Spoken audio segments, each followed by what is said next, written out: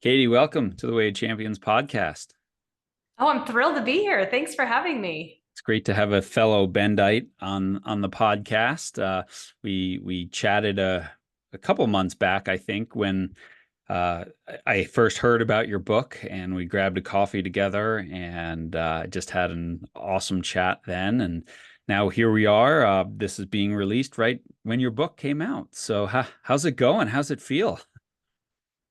We're in like the anticipatory stage, where it comes out in 3 weeks. And so feeling excited, feeling nervous, feeling hopeful, that like epitome of the coexisting experiences. So it's a learning curve. I'm excited to see what happens when it launches into the world. Yeah, So well, I am too, because I think it's such an important book. And I love how it just sort of starts out. I don't think it's even the introduction. It's just sort of, what was the genesis of this book? And it started in spin class in Eugene, Oregon, didn't it? yeah, Tiffany and we went to spin classes regularly, and we were both in the midst of our clinical work and seeing tons of athletes clinically presenting years after the fact of transitioning out of sport or trauma that had occurred in sport, and kind of started this conversation of like, what are we going to do with this? I had my own experience with sport, and then we just kind of sat on it and kept kind of riffing on ideas, and here's the price she pays. Mhm. So it was a long time coming, and I feel so fortunate to have done the writing process with Tiffany and Aaron. That was a collaborative effort, made it as delightful of an experience as writing a book can possibly be, because we were in Mhm. it together and we were able to utilize each other's strengths. And we got to meet, including you, we got to meet so many amazing people along the way and realize that so many people had a story to share, and so many people are so motivated to preserve athletes' well-being and make sport the healthiest place it possibly can be. So the people along the way were for sure the most amazing part of the process. Yeah, how did that go with co-authors? I mean, I'm in the process of writing my second book with Jerry, and I know that there's amazing parts to it, and I know that there's struggles, and I know it's kind of nice in something as big as a book to have accountability partners. Like, you don't want to let your team down, do you? Totally. No, you don't want to let your team down. You have deadlines.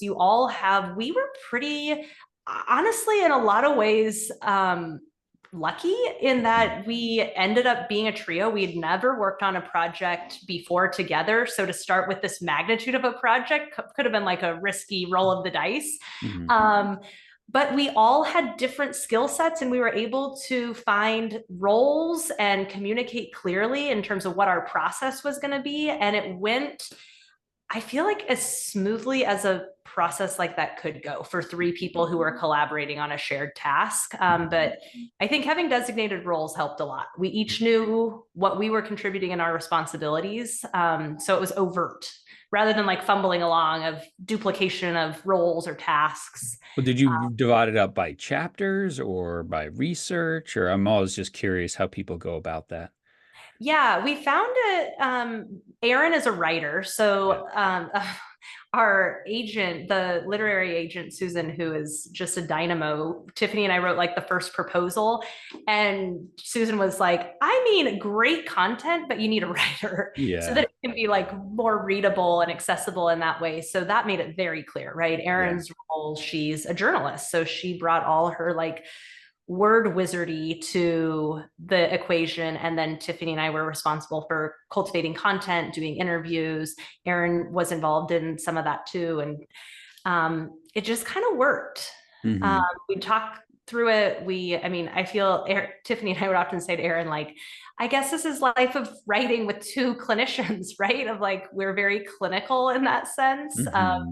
Process is so important. So we dialed that in right out of the gates. No, well, that's cool. It's always I'm always curious to hear those stories of how that stuff works. And I mean, Jerry and I for two books now have just said, you do that chapter, I'll do this chapter, and then we'll kind of blend them together at the end. And then our editor will help sort of smooth out the differences in writing. But it's people who know us are always like, John, I think you wrote this chapter, and Jerry, I think Oh, Jerry wrote this fascinating. chapter. So we come across in each piece, which is cool. Yeah. Yeah. That is So neat. We did a little bit of that too in terms of, different clinical skill sets. Like Tiffany has studied substance use and suicidality far more than I have. And right. I had other, chapters that were more my wheelhouse. So we definitely take the lead in terms of content. So yeah, that's a really good point. And then we'd do a lot of writing and then Aaron would do the rewriting. Yeah.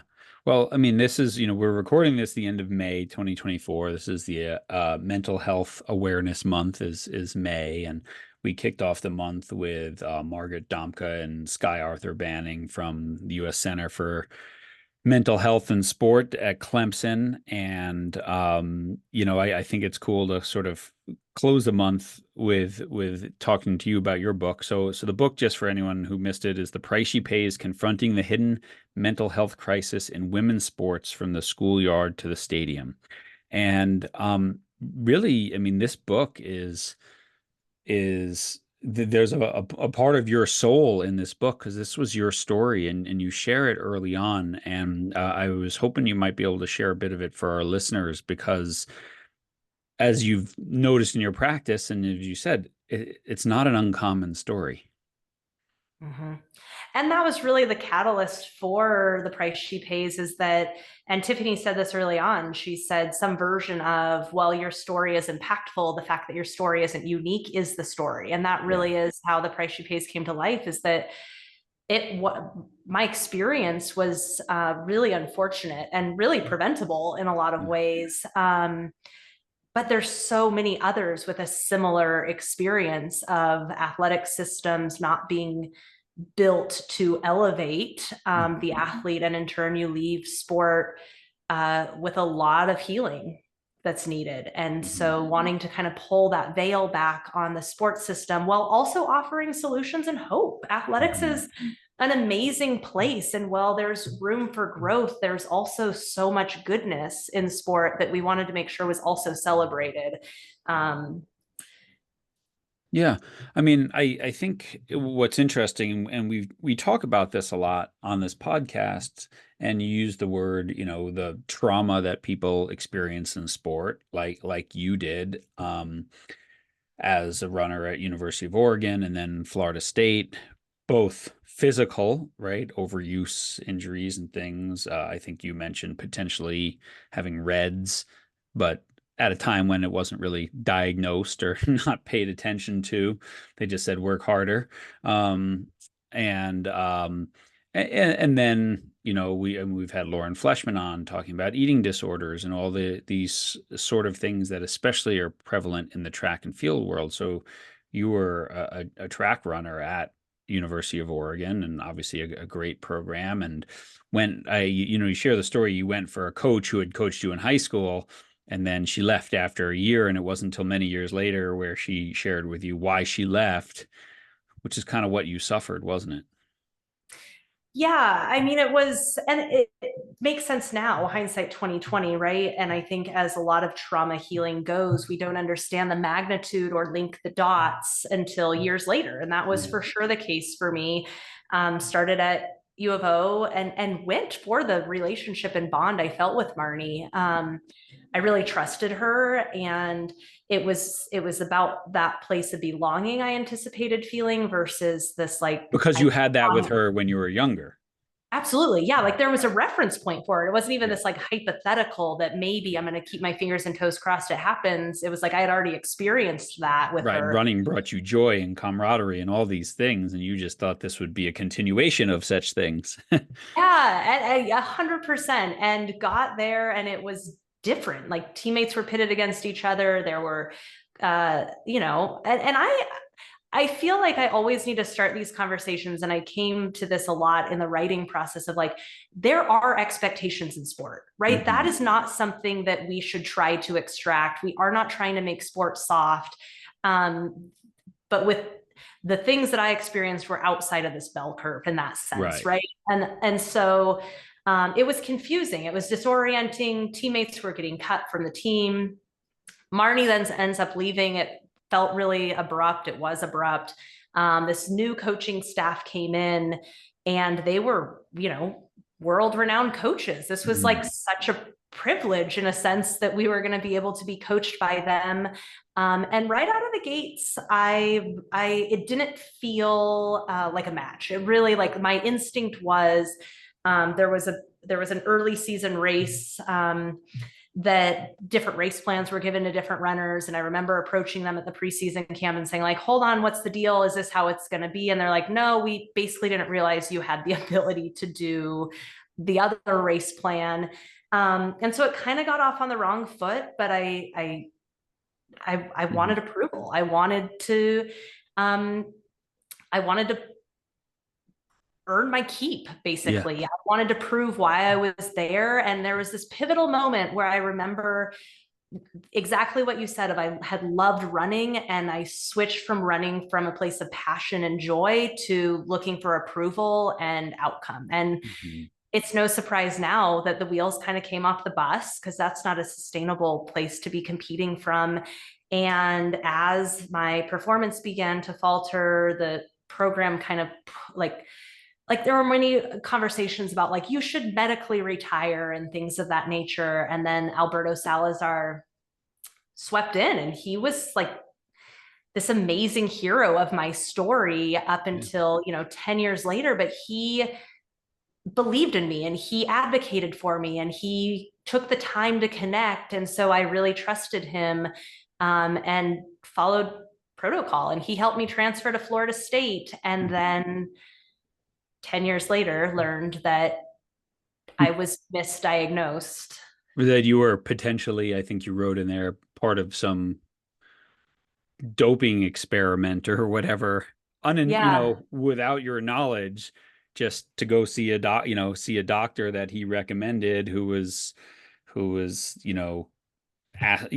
putting you on, I think it was thyroid medication or whatever. Yeah, I mean, it's an amazing story. We've had Steve Magnus on the podcast, who was Yeah. kind of one of the whistleblowers Yep. and that whole thing. And he went through a similar thing. He was a little older than you, but basically, they sent him to go be a guinea pig. He's like, wait a second.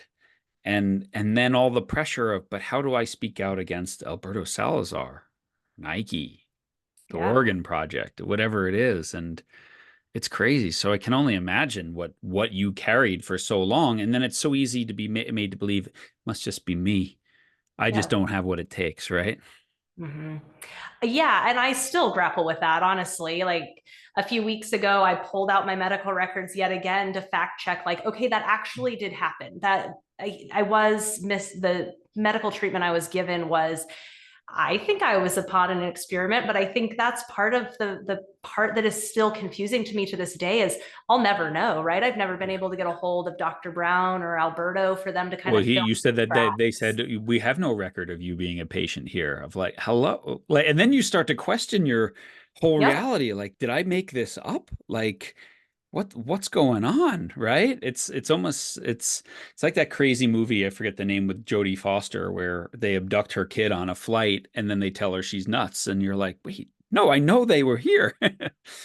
Yeah, that's exactly it. It's this, like, disorienting. And I didn't even know, I, up until the point I sat in that fertility doctor's office at age 28, I would tell a version of the story that I thought I knew, even in terms of timeline, when I was referred to Dr. Brown, how the transferring came about.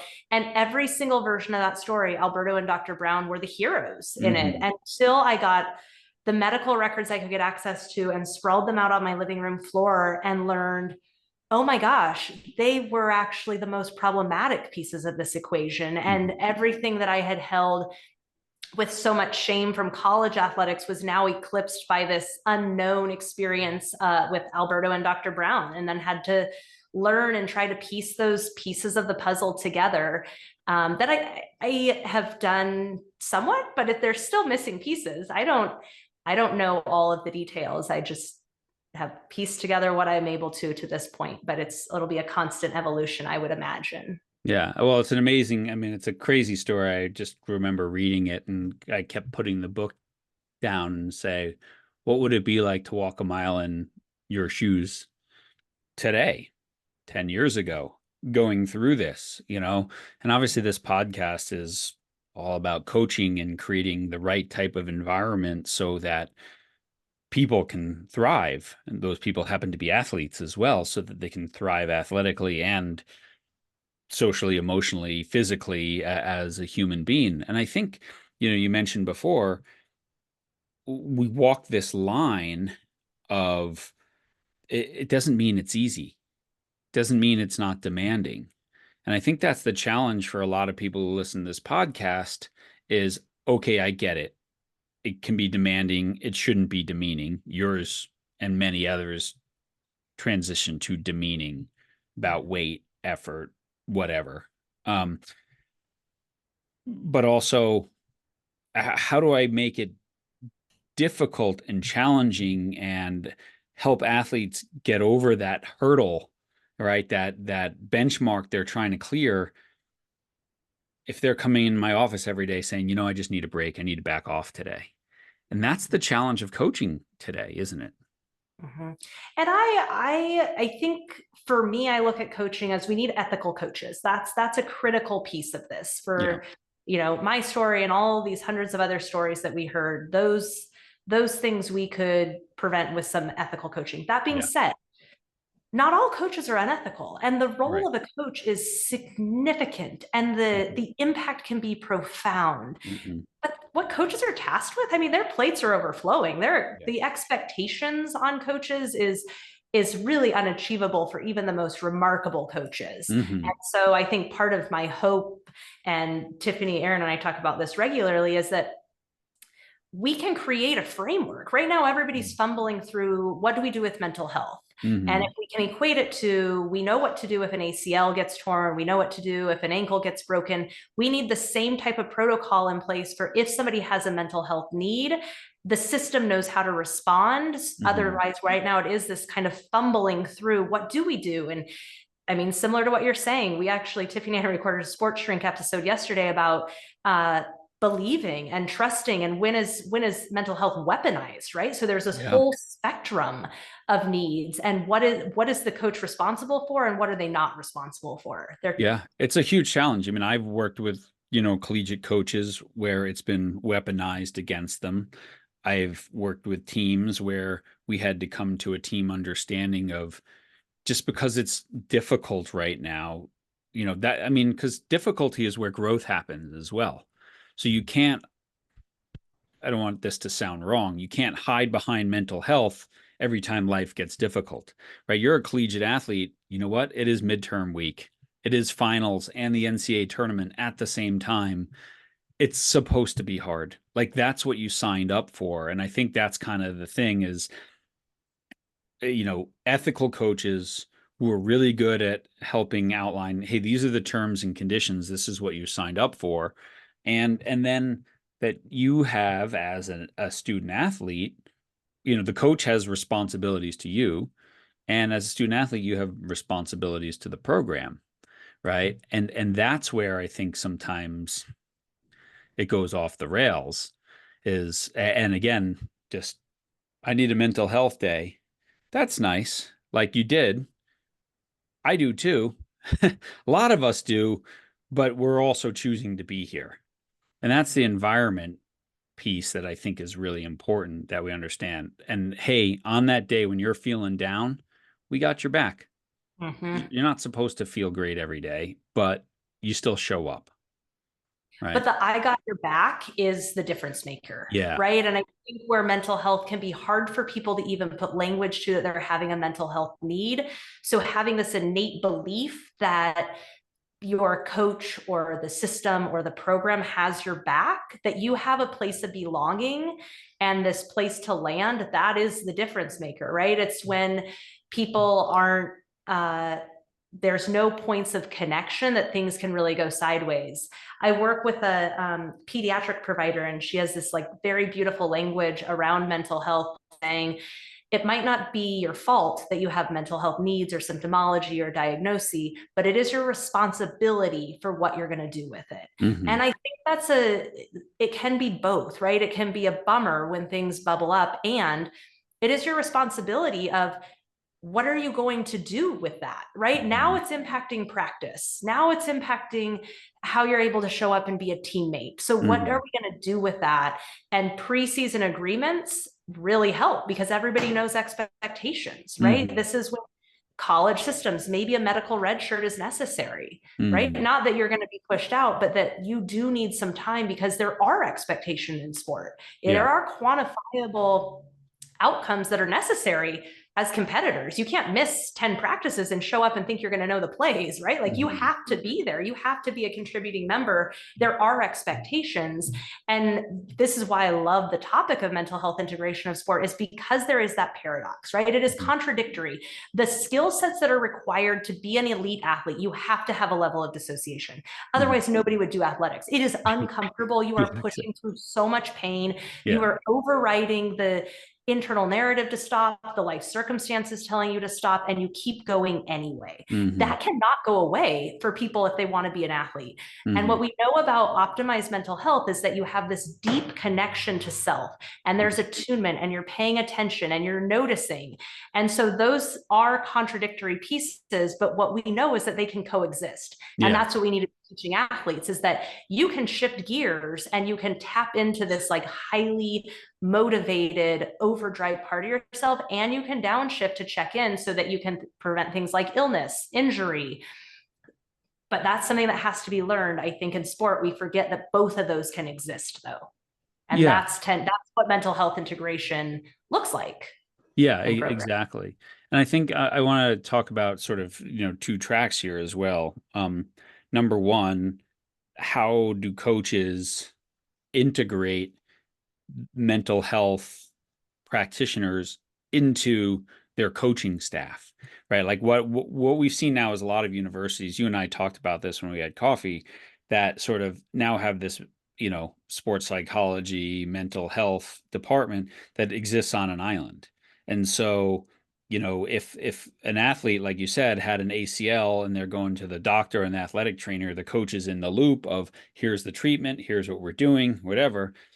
But that athlete who goes to the mental health practitioner, unless they give permission, the coach is out of the loop. So they might not know anything's going on, right? They might not know the reasons behind what's happening unless the athlete shares. And that's a very hard place to coach from because I do think most coaches are ethical. And I do think most coaches, deep down care, right, about their athletes. Like no one's like, oh, I'm out to get that kid.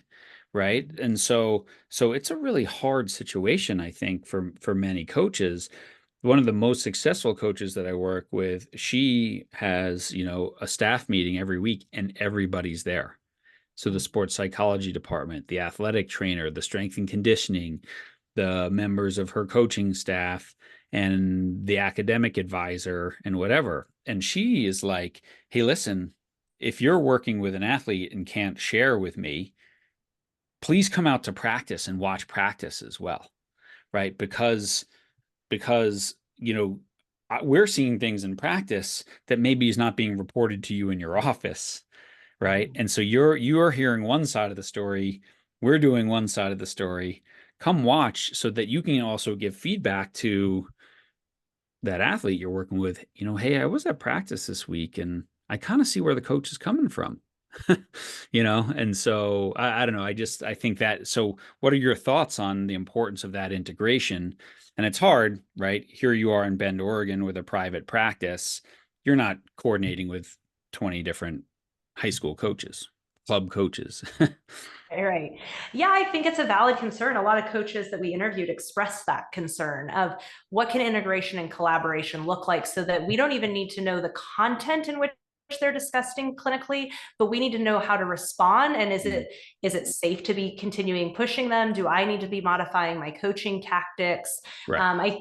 And then we also hear flip sides from athletes who would say, I went and met with the sports psych at these like major university programs and they were sharing information with me about other athletes that made me not really trust them because I Yeah. was hearing confidential information. What of my confidential information is also being leaked, right? Yeah. So I think some of this is the systemic change of we've like bounced from guardrails, right? So Yeah. we're so reactionary versus finding this middle ground of what's really going to be in the best interest of the athletes. Not saying like aside from things, of course, outside of this bell curve, but if it's in this gray zone, how can we have the athlete's well-being front and center so that there can be this collaboration? And there does, we can't disclose private information, right? But Right. if we're all working under this umbrella of supporting the athlete, what could care coordination look like? And we do that Mhm.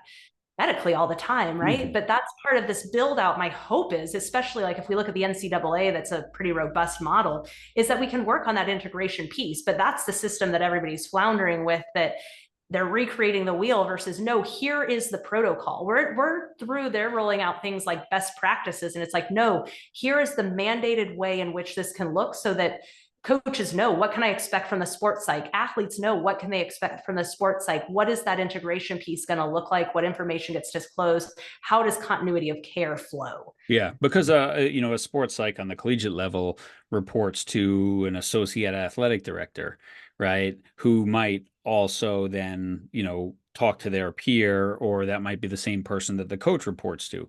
But it's like the information travels to everyone except the person who could do something about it, the coach, Mhm. right? And this is the challenge. And I think part of it too is, we've heard coaches say like, well, the system's too tapped. We can't get our athletes into the sports psych, right? Like we're talking major universities, 500 student athletes. There's a few full-time employees that are Yeah. doing this like psych work. And so even for coaches to alleviate some of the responsibility and pressure of they don't have to solve the mental health needs. They just Mhm. don't. That's outside of their lane. Yeah. But establishing a relationship and a bond is within their lane. And that isn't a grandiose mental health conversation. That's a 90-second chat about who else is this person? What else do they like? How are they feeling being away from their family? And establishing that rapport goes a really long way in terms of the athlete being able to trust the coach and then in Mhm. turn share directly with the coach. Yeah. And this, I think, goes into what I'm sure you're doing in your private practice. And I think what coaches, great coaches, try to do as well is get away from like what you were struggling with, the performance driven identity, and into sort of a purpose driven identity, right? So this is who I am as a human being, and track or soccer or lacrosse is something that I do, but it's not who I am. Yet our kids grow up in this entire system where they're told this is who you are so you can get this scholarship. This is who you are so you can get the Instagram followers, so you can get recruited. And that's only getting worse. I mean, now with recent, legislation and, billion-dollar NCAA settlements and stuff like that, and NIL, and now NIL money going down into high school kids. I mean, I see the people out there, saying your 14-year-old's missing the boat. They need to start collecting money. They need followers. They need this. They need that. It's just a disaster, Oh. and it's only getting worse of, my identity is how many likes I get. It's just scary. Mm-hmm. It is scary, right? And then you can see how people's identity equates to I am an athlete, whatever sport that is, instead of that is part of who I am. Who else am I? And what else provides me with purpose so Hmm. that we can keep, rather than looking through a straw, we can keep that full perspective of these are all the components of who I am, Hmm. because that's going to fuel the passion, right? We, at every level, you want, not again, sport is hard. It requires sacrifice, it requires commitment, it requires pushing through that pain. And ideally, we want it fueled by passion, Hmm. right? It is at the end of the day because they love it that they're willing to do those things, Yeah. not for Yeah. the likes, not for the money, not for all of these external things, but from this place of internal desire. Yeah. Yeah. Yeah. It's so true. And I think, I mean, I know you have kids, and my kids are near the end of their high school sporting careers and onto, let's just call it, the adult sporting careers of their lives, and being active, healthy human beings, and really sort of keeping that whole idea in mind of like, what's the purpose of sport? And Or it's so that you will keep moving and playing sports, not what you can accomplish by the time you're 15. Literally Yeah, for the rest of your life. for Like, the rest of your love life. it so much that you keep finding a way to be physically active. Like, I Yeah. look at my kids who are 9 and then twin 5 year olds, and I'm like, I hope you love some version of organized activity through whatever just, age you do that. But at the end of that, I hope you just keep doing it because you love how you feel when you move your body. Yeah, no, 100%. I mean, I loved, I've shared this on the podcast before, but last night I went to my daughter, who's a senior in high school, her tennis banquet. She never played tennis before March of 2024. And her friend Awesome. said, "You need to come play tennis, right?" And they're like, "You're not great at tennis, but you're a great athlete, and we'll teach you tennis." And she had a great time. And she had so much fun. She doesn't want to stop playing. And we had a chat about it, and she's like, I'm because I asked her, I'm like, "Are you sad you didn't start this a year ago or two?" And she goes, "Well, yes, in terms of being a better tennis player, but no, because I did other great stuff, and I loved my club soccer team and I wouldn't have been able to do that. So I'm okay because that was an amazing experience for me." And so I think it's this combination of things that's like, but just that ability to slide into a sport that you are more likely to play the rest of your life, running, swimming, cycling, tennis, golf, whatever, much more so than tackle football, right? You know, that ability to transition comes from this healthy love of movement when you're young. I love that. And kudos to your daughter. Like, that's what I hope for all kids, because that comes down to confidence, right? The belief in yourself that I can make this change. That's really what it's about, is just stay engaged and trust your body and trust yourself that you don't mind being a newbie, right? That you can step into something new at a different stage of life because you trust and believe in yourself enough to do it. And I think Mhm. that's what I feel most sad when I look at 14-year-olds who they're like, well, I would have loved to have played baseball, but I haven't ever played before. And I'm like, it's not too late. Yeah, yeah, Do yeah. it. Find a way to do it. If that's what you want to do, find a way to do it, rather than just like 14. Like, that should be the Mhm. beginning point, right? Yeah. Yeah. And I mean, and sadly for some people in some areas, like their parents are told this, "Oh, Little League, you're 9. You haven't played yet. Don't bother." Right. And there is a component of the don't bother because you are left behind. But it's like, and then parents come to me that said, "Well, we tried to do multi-sport and now we're out of all the tracks." I'm like, yeah, but if they're a good athlete, like they can get back into a track. So I want to shift gears to your book, um, because that's why we're here. But I think this was all really important background to why we wrote this book, because now we have this specific, right? Your book is about the mental health crisis in girls, but what we have is a whole entire um, athletic system designed for boys, researched for boys, and slapped upon women and girls, right? And you write in the book and then we have a culture that demands one thing in sport and another thing out of our females in life. And so you write, the message to girls and women on the field of play has always been, be aggressive, but not too aggressive. Win at all costs, but be polite while you're doing it. Make yourself strong, but not too big. From the beginning, female athletes have performed under these standards and within athletic systems that were created for men. I love that quote. Oh, yeah. And I will say one of the most fascinating parts of the book writing process was that, right? This double bind that girls are put in. And as we were talking about how the book was going to unfold, we talked about meeting with elite athletes and asking them it was like when they were kids. And then during a conversation, we're like, let's meet with kids. And so went out and met with a ton of 7 year olds, like Yeah. tiny, tiny humans, Yeah. right?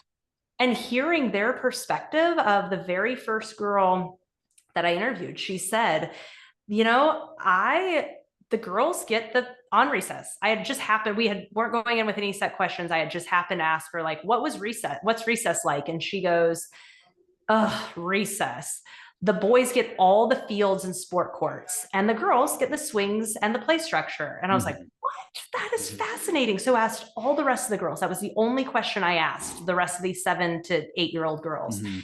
And every single one across the country said the same thing. And Hmm. so when I think about that quote you just read, that's the epitome of it. And it starts from a time that kids are teeny, teeny, tiny and just beginning to emerge in like a school system. And they're feeling this of like, there's not a place of belonging for me in a sports venue. Yeah. That's where the boys are. Yeah. And then this idea of, right, win, gotta win because we're playing, but be nice to people while you're winning and, be aggressive, but not too much because then you're no longer quote female.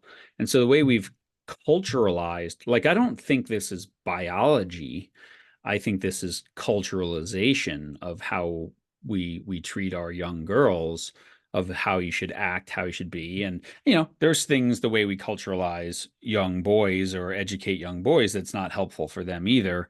But I think when we're talking about girls in sports, so many of the messages that they get of what it means to be a girl doesn't translate to sports. And so it's no wonder why twice as many girls drop out as boys. Right. Totally. I mean, you'll understand this, but our first book title was Conditioned. Okay. For, Ooh, interesting. then book titles go through the iteration process that they do. But for exactly what you're saying is how we're conditioning girls, like that quote or excerpt that you just read is confusing for a full grown adult. So you think about 8 year olds having to try to interface with that. That is mind blowing, like how they're even doing it. But you listen to these 8 year olds and they have it more figured out, it seems like, than the rest of society. Mhm. Um, because they're conditioned to know here's your lane and here's where you need to be, but here's the expectation, but we need you to do it this way. Right? That's Mhm. confusing. That's a double bind. Yeah, no, it's a crazy thing for sure. Um, and and then there's the role, you write in here about the role of parents and parents of and I have a boy and a girl, and I got to watch both growing up within a system and everything like that. And knowing what I know and still having very difficult moments of choices around specialization or coaching issues or stuff like that. And you tell a story in there about Caroline, the hockey player, and for the parents afraid to intervene because, oh, we don't want to cross the coach who you know treats everyone terribly but wins a lot, and so we know the coach isn't going anywhere. So do we just have to suck it up and let our daughter take this beating? And many, many, many parents are confronted with that, and many do not make the same choice as Caroline, which is, nope, we're out. Mm-hmm. And her So mom's quote is one of my very favorites. She said, I couldn't just stand by because I realized if I didn't intervene and I didn't say, no, no, we're not doing this, that was me training her that it's acceptable for her to be treated that way throughout her whole adult life in yeah. places of employment. And that wasn't something I was willing to teach her. Yeah. I love that story. And I mean, I think it's so important. And kudos to that mom, Mm-hmm. right? For realizing that it's more than just 12-year-old hockey, right? Sport is not just where we are in this moment and playing a sport. It's this. And there's so many parents who come to me and said, I wish I took your advice 6 years ago because now my kid's 14. She tore her ACL 3 times, whatever it is. Or, what, we stuck it out in the quote famous club with the abusive coach who got everyone to go play in college. And now she's in therapy. She has got an eating disorder. I mean, I'm not making this up. Like, I get a lot of these. I have a whole folder of stuff of just with kids who have suffered. And in those moments, like, yes, it's the coach's fault, but man, it's the parents' fault too. Because A you're the hundred. one supposed to know better, not your 12-year-old, not your 11-year-old. You're Mm-hmm. supposed to know better. Mm-hmm. And it can be hard to pump the brakes, right? But it is the parents' responsibility to pump the brakes and to provide alternative options. And this like falling behind notion is really scary to some people. If my kid's going to fall behind, Um, but the alternative, the stories that you're citing, that I am with you, those are all very, very real. That is so much more problematic than your kid athletically falling behind.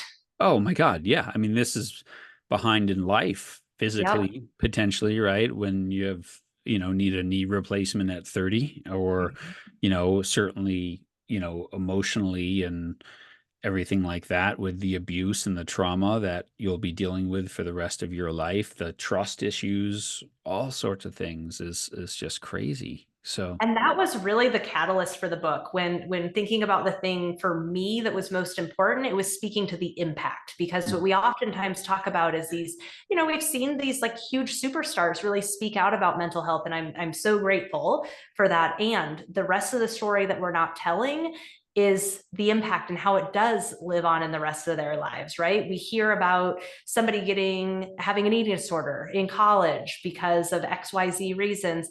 But what we don't hear is that that person has to continue to work through that eating disorder. That isn't mhm, something that when they choose to hang up the cleats or their bathing suit or whatever the case may be, that doesn't just stay behind. These mental health things, there's implications, and that impact is significant. It doesn't just go away when the buzzer sounds. It mhm, keeps going. And there's a story in there, Blair, who was a D1 swimmer, and she shared that every Friday night their team would do pizza and purge parties oh, because they had weigh-ins, they had workouts, they were starving, but they had to cut weight. Their sport was in bathing suits. And so they do these pizza and purge parties and then show up and compete. They got results, and then college ends and she grapples with an eating disorder and yeah. can't get in a swimming pool. And then her kid starts to swim, and the smell of chlorine is this visceral response because it was so horrific. And at 55, right? Decades after leaving college athletics, the impact is still there. And so I think that part of it, of really illuminating the impact, was really the most important part of the mission of writing the book for me. Yeah, yeah. God, I love that. And now I think I want to make sure we sit with that, because again, like I love, well, this is why I wrote the book, right? Like you didn't, well, first of all, anyone who's ever written a book knows you don't write a book to make money, because you don't, right? You write it to make a difference, to tell your story, to tell a story, to share a purpose, so that hopefully you get one letter one time that says your book saved my daughter's career or saved her life or whatever. That's why we write these books. Those are the paychecks. And so thank you for doing that. I want to ask, is something that's traumatic for one person might not be traumatic for someone else, even in the same own family, right? So it's like, well, your big brother had this coach and he's fine, so you're going to be fine too. And so as a parent, how do I know that, you know, just because this is okay for someone doesn't mean it's okay for this specific person? I love that question. And I think it's a really important thing for parents to consider, for coaches to consider, and also for athletes. I say this about my own experience, right? I had a really heartbreaking and devastating experience with college coaches. Like it wasn't a good, the programs I ended up in did not end up being a great fit for me. And I make it really clear that that doesn't mean it wasn't a good fit for some people, right? It Mhm. doesn't mean that everything then was bad about those coaches. It just meant that it didn't work for me. It wasn't a match. And so Mhm. I think making sure to keep the maneuverability open, and that's where conversations are really critical, of listening to athletes. It's really easy to say, like, your brother went through this program, it was fine for him, it's going to be fine for you. But really paying attention to what is it that your kid is saying that isn't working. Don't try to convince them otherwise. Really hear them out. It Mhm. might mean they're going to change programs, it might mean they're not going to, but at least let them have a place so that as a parent and as a guardian or a caregiver, you can hear what are the things that aren't landing. And is that going to be problematic to their soul, or does it just mean it's not a great fit? Right. And those are Mhm. two very different things. For me, those coaches were really like problematic for my soul. Yeah. And that I did end up transferring and things of that nature. Sometimes a change is necessary. Yeah. Sometimes it's not, but really Yeah. believing yourself of just because it's a great fit for one person doesn't mean that you're doing something wrong, that it's not a great fit for you. Yeah. Or just if you're having a hard time, work on validating that and getting curious of what is it that isn't working? Is it Yeah. solvable or is it not solvable? Yeah. And is it, I always say to parents, is it difficult or is it dangerous? Totally. Right. Great Like, language. yeah, Yes. right. Like difficulty, we help our child work through. Danger is when we intervene and say, okay, this isn't, we're transferring, we're leaving, we're stopping, we're taking a break, whatever.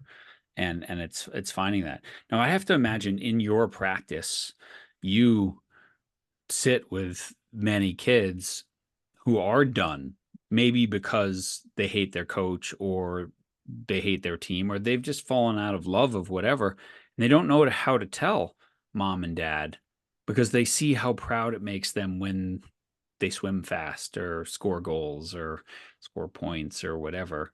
Um, what I have seen in my N=1 experiment of years of coaching is when I see the kid who's checking out and the parents who are still on the train to Stanford, right? Like I start seeing these mystery injuries, the back injury that doesn't fit. Really hard to diagnose, not a lot showing up, but my back hurts and I don't want to play. And a lot of times I'm like, is that just you don't want to play and you don't know how to say, I think I'm done here. So just your comments and thoughts on that, because I'm sure you see a lot of those kids. Totally. Yeah. Those like psychosomatic Psychosomatic. Yeah. needs, right? Of like, I don't know, every PT says that your back is all right. Like we've had it evaluated and it actually is okay. I mean, that is devastating. And I think this is the complexity of mental health, right? Of is sometimes, and when we had that conversation about weaponizing mental health, people can think folks are using it, athletes are using mental health needs as an excuse, right? You're just trying to get out of it and you're saying you're anxious. That does happen. Yes, that does happen. However, oftentimes it's this, right? Especially kids. It's hard enough to like, how am I actually feeling today? Oh, I'm kind of anxious and I'm worried about this workout, or I'm bummed that my buddy's going through puberty in a way that I haven't yet. And so they're progressing at a different rate, right? Like those are hard things to be able to articulate. And so exactly what you're describing, that's when we do want to get curious. It sounds like that's what you do with athletes is help me understand. Like I hear you that your back is hurting and I believe you Yeah. that your back is hurting, right? Because for the person that is really, really real. But what we want to do in those situations is believe them, give them a place that they can know, I trust you and you're going to guide this, but help me understand. Because not only does the outside person, you as the coach or the parent or me as the clinician, need to understand, most importantly, the athlete has to understand and begin to learn like what is really happening for me. Is it Mm-hmm. my back? Like, yes, I have very real back pain right now, even though there's nothing that's diagnosable. I Right. have back pain. That's where I'm feeling it. So, what's actually going on for me? And I think about it like an onion. You just got to peel those layers back to Yeah. get clear on like, is it the pressure of your parents? Is it the anticipation of performance? Is it that you actually don't like the sport anymore, right? Mm-hmm. Let's learn what's actually going on for you. Mm-hmm. Yeah. There's so much here on the book. I don't know where to go next. Especially as we get near the end here. I mean, you have chapters on anxiety and depression, mistreatment and abuse, body image, eating disorders, you know, uh, puberty periods and playing sports, which is a whole new, not new, but a lot of research happening in that space now. Um, maybe just talk. We've talked about this on the podcast before, but just the difference between boys and girls when they go through puberty, when they hit their growth spurt. What's the difference? Because as a parent, I never considered this. And as a coach, I never really considered it. It's like, oh, puberty, you're bigger, stronger, faster. You should be better. Why are you worse? Yeah. And the notion, and I'm not going to pretend to be a physician. So Yeah. from a mental health standpoint, what we really do see is that how that can coincide with then the lack of belief in self, right? Of Mhm. especially for girls, there can be a temporary plateau, but it feels permanent. It feels like, Mhm. oh, I'm not adjusting to my body, and my body doesn't provide the utility that I want it to have, right? Yeah. It changed in a way that I'm not acclimated to, and I don't know if it's gonna be if it's going to be conducive to the sport that I had chosen, right? So Mhm. we see people trying to stunt puberty or train through puberty to delay puberty, and there's long-term implications to doing that. Mhm. And my hope is that we can normalize the sense of there might be a temporary plateau, but it is a temporary plateau. Girls will Mhm. settle into their bodies, they will adjust to the changes, things will stabilize, but so much is happening so quickly for them during those puberty periods. Yeah, no, it's so, and I think just this idea of the plateau is so important for coaches and parents to understand that the the changes that a woman, a girl goes through in puberty changes the body oftentimes not in the most athletic way, whereas for a guy, it makes them traditionally more athletic, Right. and so that whole thing of like, wow, I'm learning to move in a whole new body. Give me some time and some empathy Mm-hmm. and understanding as I go through this, not just you're not cutting it anymore. We're going to have to get someone to take your place. And the problem is girls go through it at this age where we start to put a lot of um, emphasis on results in sport, right? And so sometimes they grow first and they're like dominating, and then all of a sudden their body's not working anymore, and then people pass them by and they really struggle with how to cope with it Mm-hmm. And it's no surprise we're seeing girls drop out of sport at that period of time. at that age. Yeah. At that age, right? When they're going through it of it's so much to do. If you see a dip in performance, grinding through that is daunting. That's Mhm. disappointing. Of I used to be able to do XYZ and now I'm slipping backwards. Like, I don't know if I like, okay, maybe this isn't for me. And so I think naming that more, hopefully we can start naming that more of like, hang in there, like hang in there. This is not the time to stop, right? Yeah. We like in clinic, we oftentimes will say like, don't solve a crisis in a crisis. And it's Mhm. kind of the same in this, like, don't make that decision until you've really settled into your body, because right now you don't have a fair barometer to assess or to make that decision of should you make Right. that permanent decision to be done with sport, because you're just getting into your groove, right? Mhm. Girls progress into their athletic ability much later in life. And so we Mhm. have to have some of that patience with the process. Yeah. Yeah. But there's an urgency in the sports system, right? Of like results right now. But nothing's linear. So we have to be more patient with athletes in general, and especially during the puberty period. Well, I mean, the whole sports system is obviously shoving the overemphasis on results younger and younger and younger upon athletes who can't possibly understand or cope with the implications of that stuff. And part of it, and you guys have a whole chapter on social media, like for the first time in human history, as a parent, you can compare your child to the rest of the world. And as a child, you compare yourself to every other 10-year-old soccer player or skier or whatever it is. And like, wow, they're so much better than me. What's wrong with me? Right. Our pool of, we used to all live in small ponds, and now we live in a giant ocean without the ability to understand that it's not a fair comparison. Absolutely. Yeah. I think, I mean, pros and cons to social media, that one is a daunting one, right? You can't even have an off game or race. And it's just like plastered right on the internet. You Mhm. didn't get to have just, a bad performance. Instead, it like dropped you in the rankings. That's a heavy lift. And so I think making sure that I think my hope for teens with technology is that we're teaching them how to use that and how to interface with it. And it's hard because we're all just learning for ourselves as well, right? Of how do I feel when I engage in that, or when I look at the stats, or when I compare myself to everybody across the nation instead of just who's in my community, right? Like our era, that's how it worked. It was like you only had like the neighboring few schools, and that's how we operated. And yeah, I think the small pond to ocean analogy is the most accurate. And so Yeah. we want to keep some boundaries Yeah. with That being said, I think there's pros, especially for women who are able to. We interviewed a high school basketball player, and she said, you know, if you're a female athlete, you have to be a marketer. And I think that's a profound statement. And social media does give them a platform to be able to include people in their game and process, and to share and hear their story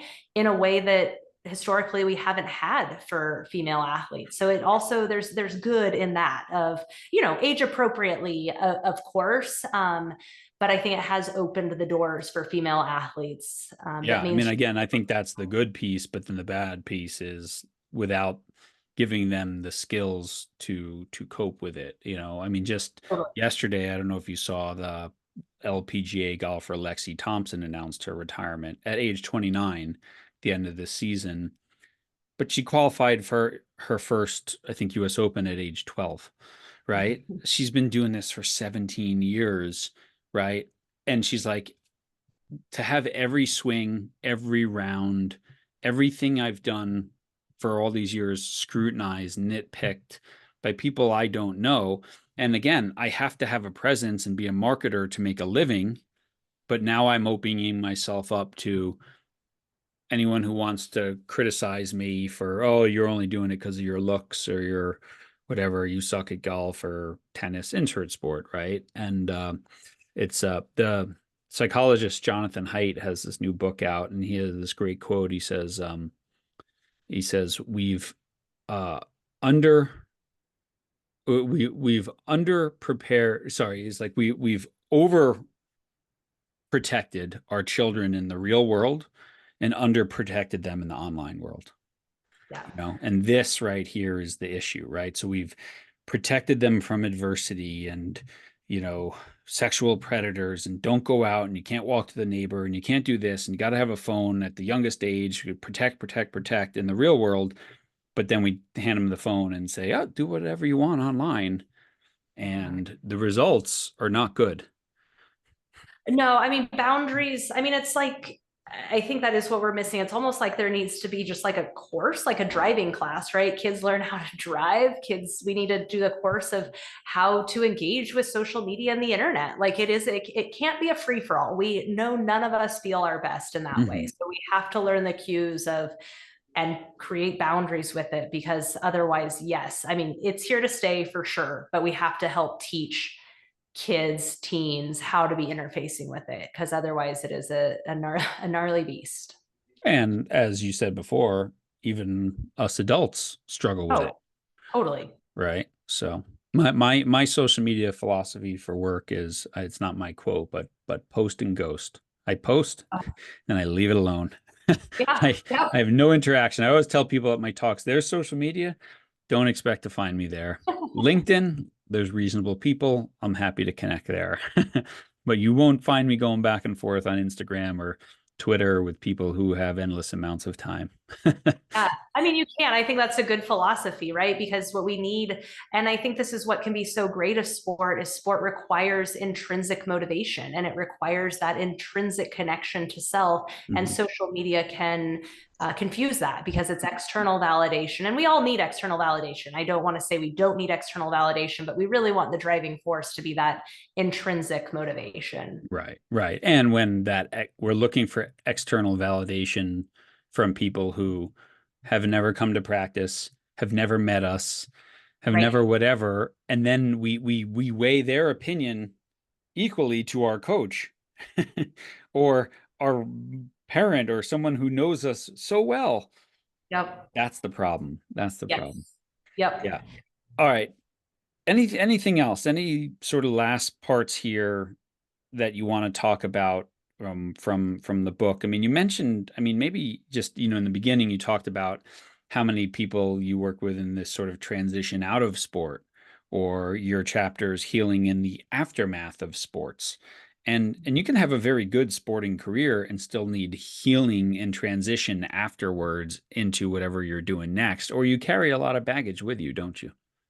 Yeah, I mean, absolutely. I think under the very, very best of circumstances, even if you had a really positive experience in sport, transitioning out of sport comes with grief, right? It's Mhm. been a place that you found would be belonging and connection and purpose. And what's required of athletes is, I mean, that is a whole lifestyle all of its own, right? Of how you sleep and how you eat and how you structure your day. And now all of a sudden, that's you're free of that, and that you're like floundering in the ocean. And so even under the best of circumstances, transitioning out can be a complete upheaval for folks, Mm-hmm. that you can't see up from down and find that anchor point.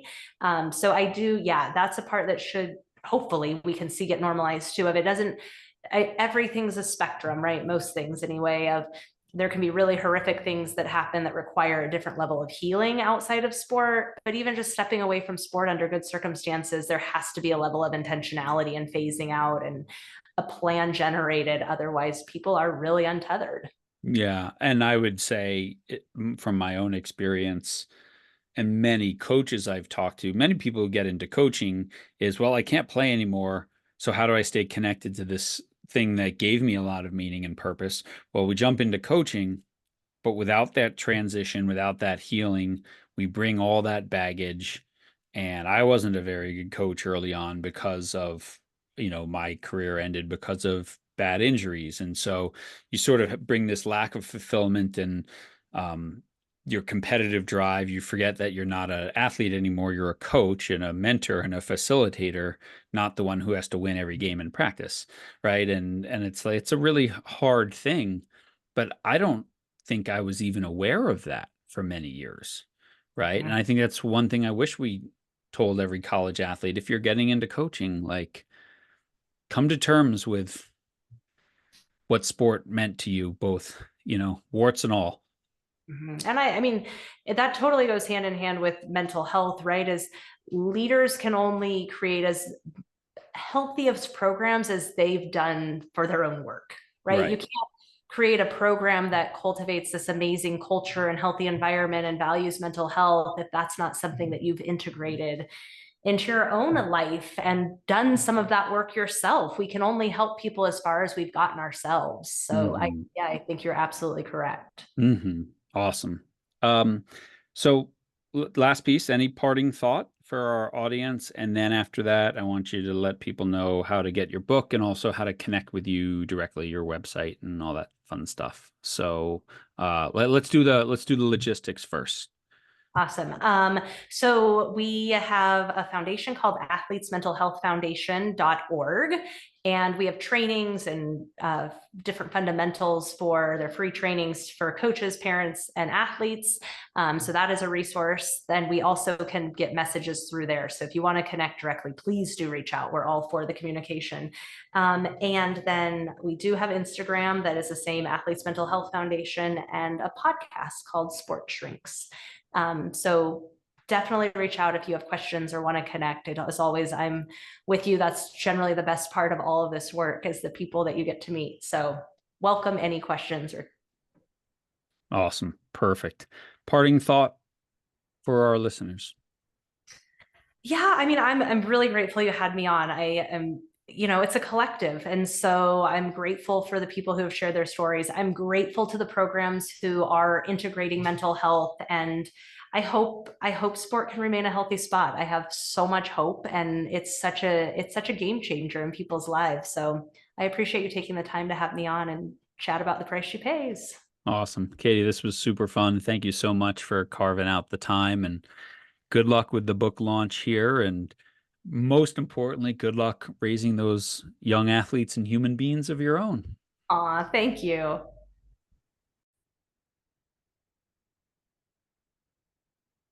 Thanks everyone for listening. Thank you to Katie Steele. Again, the book is called The Price She Pays: Confronting the Hidden Mental Health Crisis in Women's Sports from the Schoolyard to the Stadium. And a website, athletesmentalhealthfoundation.org. Also, same on Instagram for them, and their podcast. It's called Sports Shrinks. And all that's in the show notes if you want to connect, grab the book, all that. But what a really interesting conversation and story, from Katie's own story to so much that we need to talk about to make sports, especially sports for our girls and women, better. All right. So thanks again for listening. Thank you to our Patreon podcast champions. You all are the best. We truly appreciate you. Thank you to Sprocket Sports, who is such a huge supporter of this podcast for many years now. Just go to sprocketsports.com/CTG and or just set up an appointment and let them know you heard about them on the Way Champions podcast. All right. Thank you to all of you for listening, for sharing, for buying our books, for coming to our conferences and whatever we do. Your influence is never neutral, and you influence us greatly, and you influence your athletes and their parents greatly. So go out there, keep doing good, keep influencing and using your influence in a positive way. We'll see you again next week.